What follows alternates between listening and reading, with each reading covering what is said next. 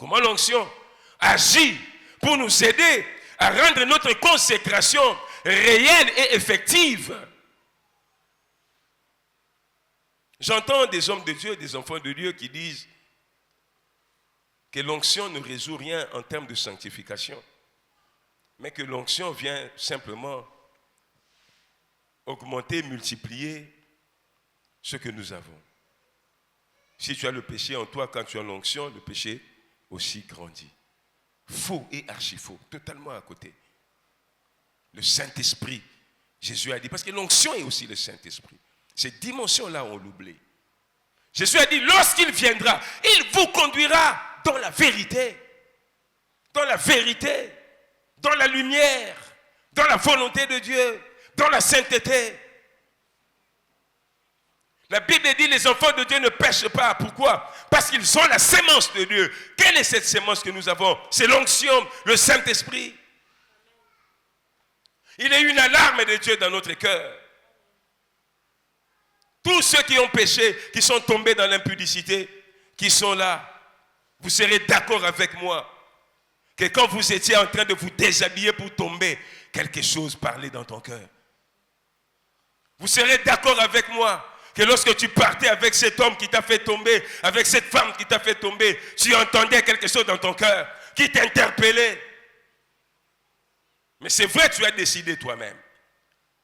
Tous ceux qui volent, qui sont avec moi ici, quand vous volez, vous sentez dans votre cœur que ce que vous faites, il n'est pas bien. Et vous répondez vous-même, vous dites, quand on ne m'a pas vu. Toi-même, tu dis non, personne ne m'a vu, personne ne m'a vu. Tu réponds à qui? Tu réponds au Saint-Esprit. C'est lui qui t'interpelle. Le Saint-Esprit nous aide à marcher dans la sainteté. Lorsque tu parles mal, tu fais mal, il t'interpelle dans ton cœur. Voilà pourquoi le sacrificateur a besoin de l'onction pour marcher dans la sainteté, dans la pureté. Et Dieu lui-même dit dans Jérémie, mais dans Ézéchiel, il dit, je répandrai sur eux une eau pure. Ils seront purifiés. L'eau pure, c'est l'onction de Dieu qui vient pour nous laver, nous sanctifier, nous purifier. Et dans Jérémie, Dieu insiste. Il dit, je mettrai ma loi dans leur cœur et je ferai qu'ils marchent selon mes ordonnances. Je ferai qu'ils marchent selon mes ordonnances. Mais c'est l'Esprit de Dieu en nous. L'onction qui fait que nous marchions selon les ordonnances de Dieu. Et c'est comme ça que Paul, parlant aux chrétiens de Galate, il dit, soyez remplis de l'Esprit et vous n'accomplirez pas les désirs de la chair. Que disons-nous? L'onction va t'aider à marcher dans la sainteté. L'Esprit de Dieu va t'aider à marcher dans la sainteté. Sois à tout moment rempli de l'Esprit de Dieu, mais obéis au Saint-Esprit.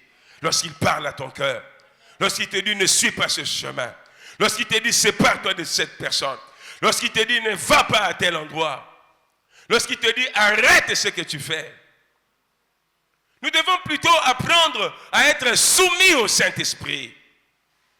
Nous devons également apprendre à nous discipliner, à nous discipliner. Voilà pourquoi la main du sacrificateur devait être touchée au travers de son pouce. Voilà pourquoi le pied du sacrificateur ou ses jambes devaient être touchées à travers l'orteil. Pour qu'il n'aille pas n'importe où. C'est vrai, le Saint-Esprit ne bloquera pas tes jambes, mais il parlera à ton cœur. Il te convaincra. Voilà pourquoi après avoir péché, tu sens la condamnation dans ton cœur. Tu sens que tu as mal agi. Tu sens que tu as mal fait. Tu sens que tu as mal parlé à ta femme. Tu sens que tu as mal parlé à tes enfants. Tu sens que tu as mal parlé à ton père, à ta mère, à ton mari. Tu sens que tu as mal agi. L'Esprit est là pour nous aider à vivre notre consécration à Dieu. Et quand on veut être consacré, il faut marcher dans la pureté. Il faut plutôt marcher dans la plénitude du Saint-Esprit, dans une communion parfaite avec l'Esprit de Dieu. Alléluia. Et l'Esprit de Dieu vient aussi nous rendre capables